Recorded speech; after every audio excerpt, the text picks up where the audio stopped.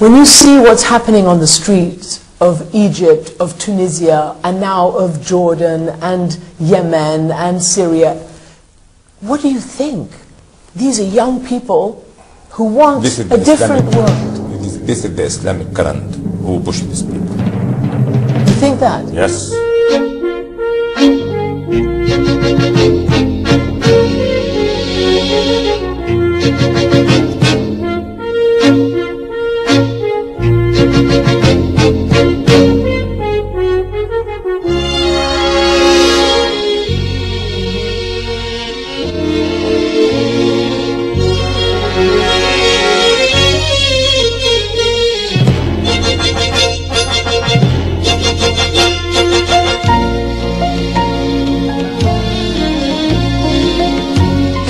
فكرة التغيير العديد دي فكرة احنا يعني اتعلمناها من 2005 و2006 كنا بنتعلمها وفيها كورسات.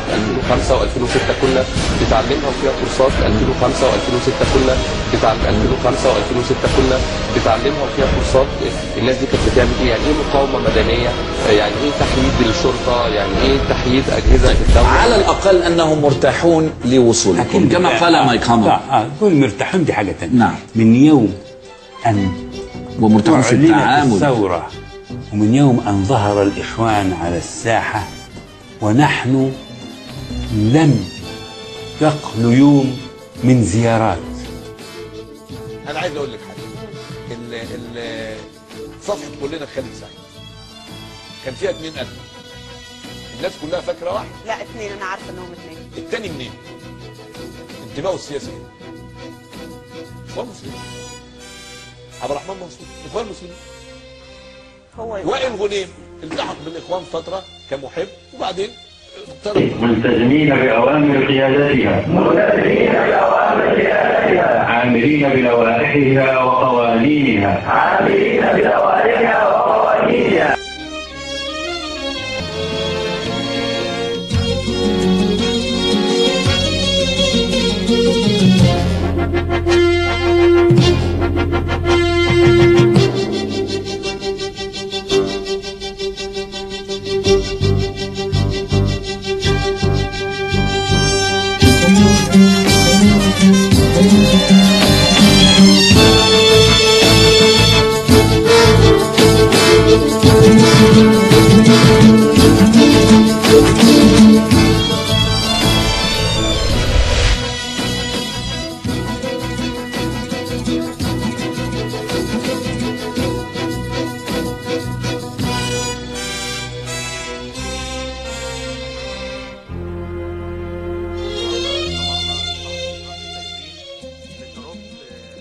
كنت أحد أعضائهم وكنت من أحد المؤسسين للحركة منذ 2008.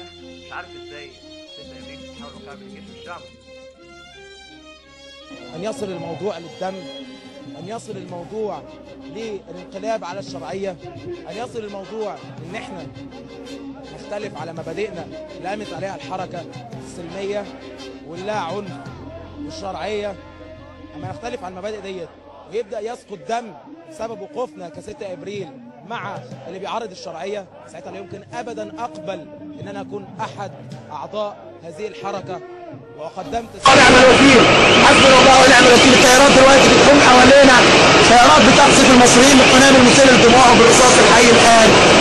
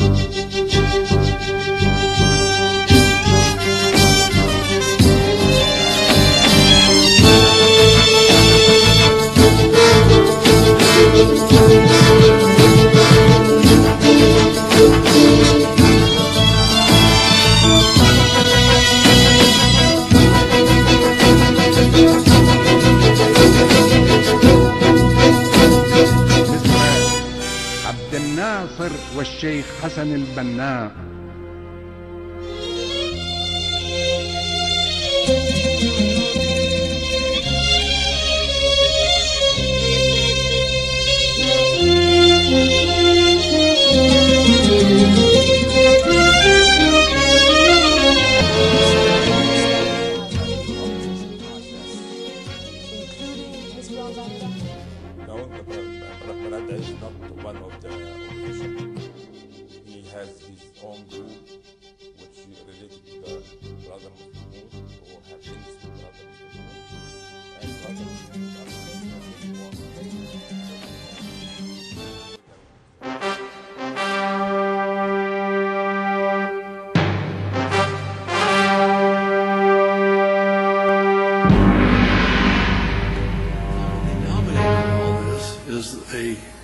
Thing we call destabilization.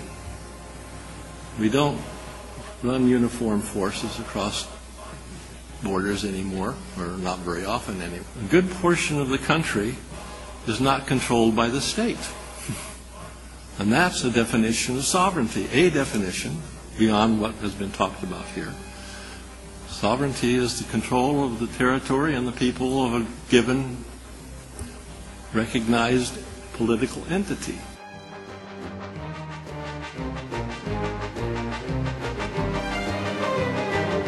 But the point is, it's not the state that's doing this.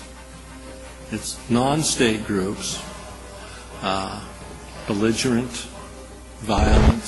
هذه هدايانا للقوات المسلحة وسنريهم بإذن الله عز وجل أشياء لا يروها ولن يروها التي تلقتها تلك الجماعات على يد حماس حدت من عمل بعضها في القطاع ودفعت بعناصرها التي تعتبر متطرفة جدا إلى الهجرة من قطاع غزة إلى سيناء، هجرة سببها قبضة حماس الأمنية لتنتقل هذه الجماعات إلى سيناء لتطبيق أفكارها التكفيرية ومشاريعها مهما كانت الخسائر. قيادة حماس تصرفت وكأنها تعمل لدى دولة إسرائيل. الله العلي العظيم على التمسك بدعوة الإخوان المسلمين والجهاد في سبيلها والقيام بشرائط عضويتها والثقة التامة بقيادتها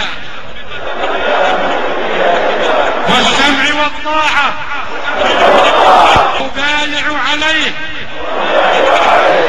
والله على ما أقول وكيل.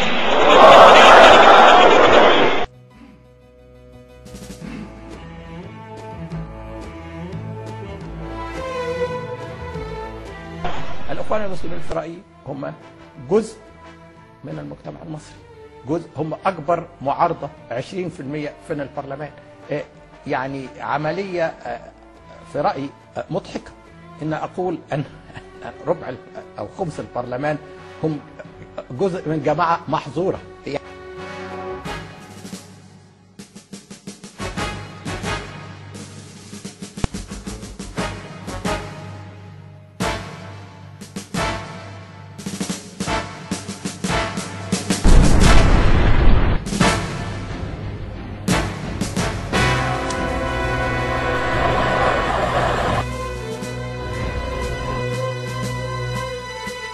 حماس بانتظار إشارة من مرشد الإخوان لإطلاق سراح الضباط المختطفين في سيناء.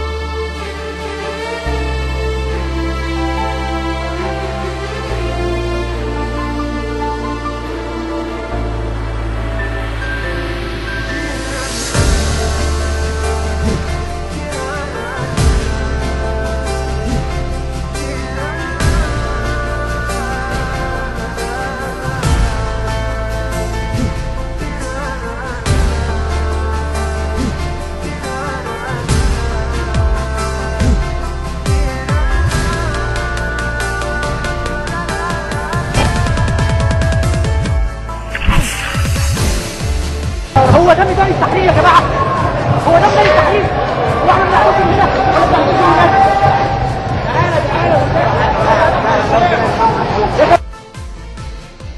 الكلام ده مش مصلحتنا يا عم، والله ما يقدروا يجوا.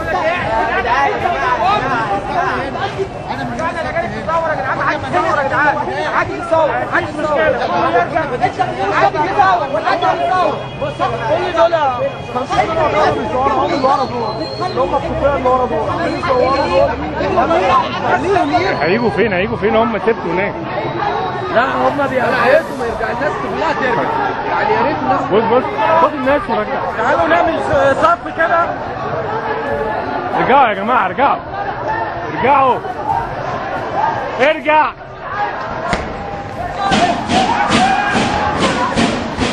انا شايف الصوره دلوقتي قدامنا هي على الهوا من هناك. انا عايز اعرف بس اللي بيترمي ده ايه يا اسماء؟ ده مولوتوف ده جاي منين؟ ده من فوق، دي من فوق. وحتى لو في ناس بتحدث من تحت تمام، لا ناس. طب هل المتظاهرين معاهم مولوتوف برضو يا اسماء؟ نعم. المتظاهرين اللي موجودين هناك معاهم مولوتوف؟ يعني ايه انواع الاسلحه اللي موجوده هناك؟ في الطوب اللي بتحدف علينا بنحدف عليهم تاني. المولوتوف تمام، في لو في شباب معاهم مولوتوف، المولوتوف ده بيتحدف على سن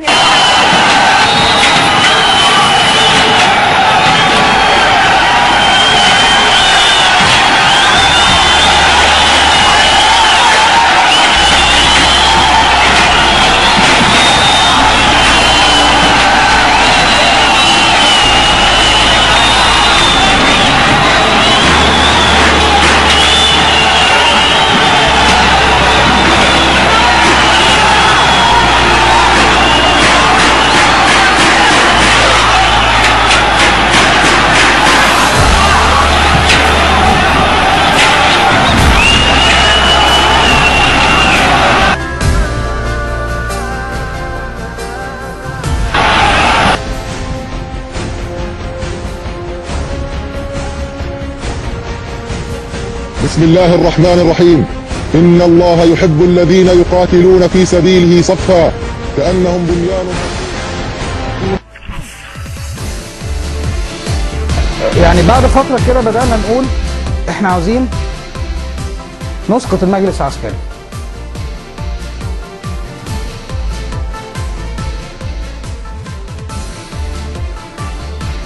النبل اللي بيستخدموه في الحماس قبل كده في الانتفاضه في مصر هنا، وظبطنا واحد محل في الزيتون على ما اتذكر عامل 200 نبله. طب اشرح للمشاهد النبله دي يعني بتعمل ايه؟ بتاخد يحط فيها الحديده ويخبطها بقوه تخش جوه الجسم. يعني نفس قوه اطلاق نفس قوه اطلاق النار. بحط فيها حته الحديد طخ وبضربها، بعملها حته كاوتش جامده يعني، واعملها وبعتها بتوطى.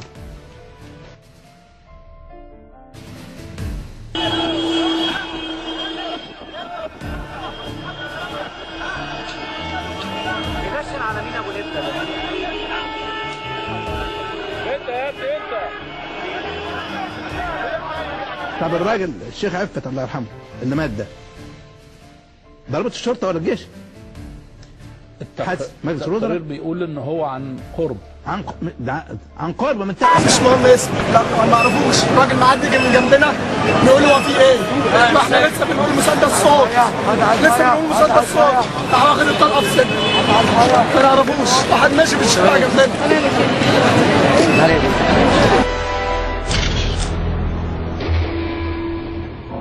الرصاصه كانت جايه من هنا وطالعه من هنا. هي كانت رصاصه قد كده، دخلت من هنا طلعت من هنا. يعني اللي قاصد، يعني حضرتك اللي كان مستقصد الرصاصه ديت كان ضاربها بالقصد بالعمد بحيث ان هو يجيبها في وش دكتور علي.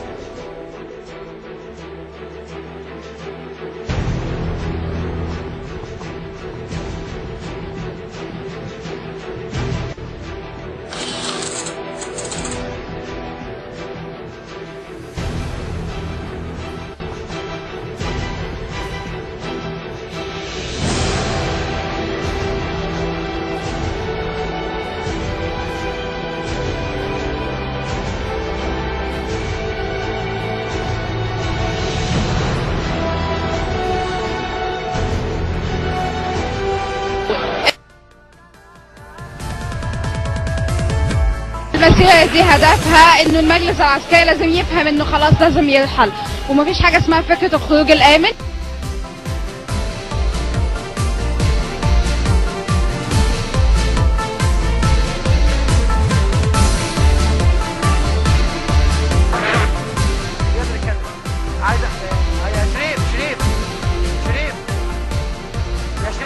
جندي الذي قيل أن 2 من زملائه قد قتل في هذه المواجهة كان معي في داخل مبنى مسبيرو، وكان في حالة هستيريا وانهيار. جبنا له مية وهديناه وماسك البندقية بتاعته بيضربها، وأنا سمعت الصراخ بينه وبين القائد المباشر بتاعه برتبة نقيب بيقول له احنا ما معناش رصاص ندافع بيه عن نفسنا، وما عندناش اوامر بالاشتباك، انتوا جايبيننا نموت، ناس بتواجهنا واحنا مش قادرين نعمل حاجه. فانا بعد ما هدي وبقول له طب ما انت معاك خزنه فيها رصاص، فطلع لي ده في شنك.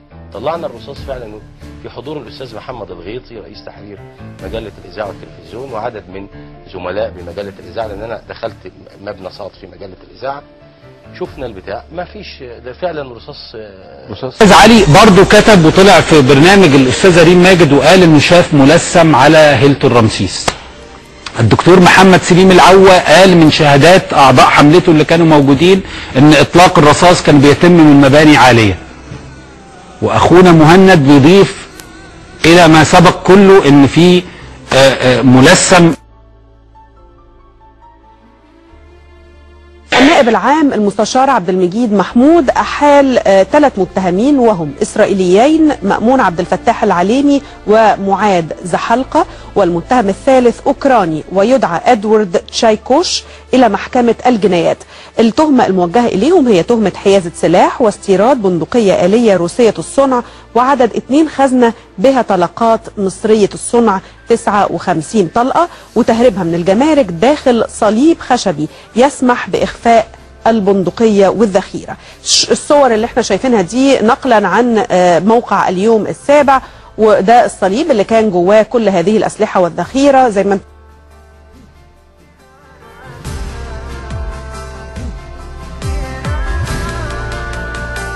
تمتع كل مواطن بالحذر في الإدلاء للغرباء بأية معلومات لا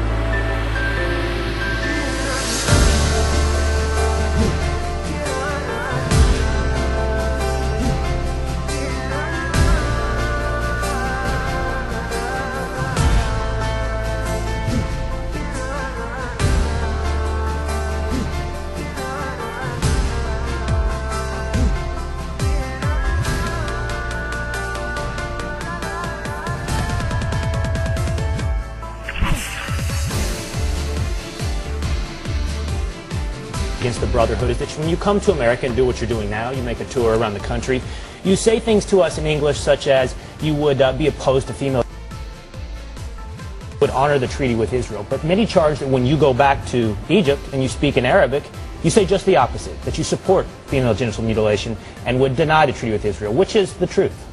We expect that conspiracy theory is somewhere in the third world, not in the United States. We would like to believe one another. I got a PhD from University of Pittsburgh. We don't come here to tell you a different story. This is what we believe in. Look at what we did in the past. This is what we want.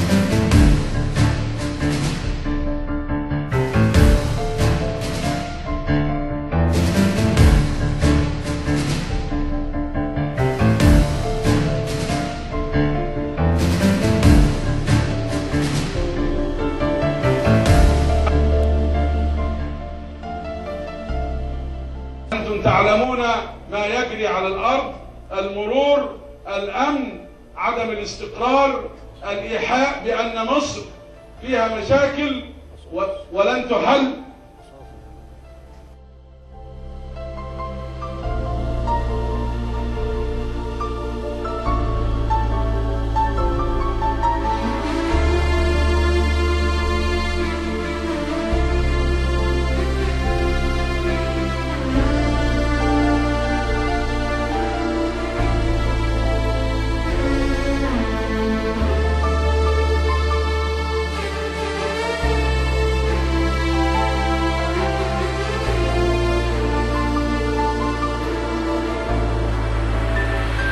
انه الاخوان المسلمين هددوا، ميليشياتهم هددت انها ستنسف مبنى الجامعه العربيه والمتحف المصري ومجمع التحرير والجامعه الامريكيه.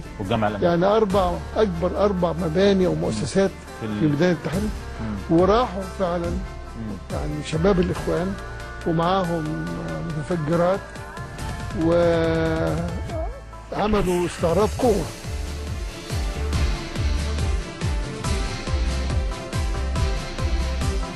الفائز بمنصب رئيس الانتخابات التي جرت يوم 16 و17 من يونيو هو السيد الدكتور محمد مرسي عيسى العيار.